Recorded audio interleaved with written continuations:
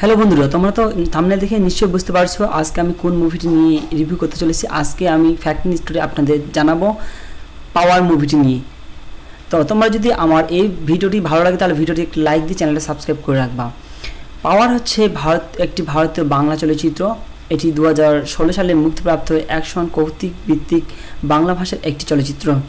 চলচ্চিত্রটি পরিচালনা করেছেন রাজীব কুমার বিশ্বাস। এই চলচ্চিত্রের সাউন্ড ট্র্যাকের রচনা করেছেন জিৎ গাঙ্গুলি এবং চলচ্চিত্রের নায়কের চরিত্রে অভিনয় করেছেন জিৎ।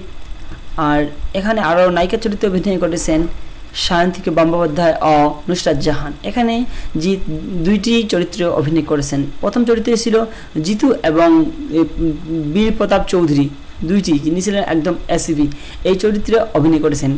চলচ্চিত্রের কাহিনীটি এমন ছিল, একটি ব্যক্তি যিনি তার পূর্বের জীবনে দেখতে গিয়েছিলেন একজন সৎ পুলিশ কর্মচারীর মতো, তিনি পুলিশে যোগ দেওয়ার জন্য আগ্রহী। তার এই কাহিনী নিয়ে তৈরি করা হয়েছে এই ভিডিওটি এবং মুভিটি। চলচ্চিত্রটির পরিবেশনা করেছেন শ্রী ভেঙ্কটেশ্বর ফিল্মস ও সুরেন্দ্র ফিল্মস। চলচ্চিত্রটি 2016 সালে 14 এপ্রিল ভারতে মুক্তি পায়। এর দেশ হচ্ছে, ভাষা হচ্ছে বাংলা। তো এই ছিল আজকের ভিডিও। ধন্যবাদ।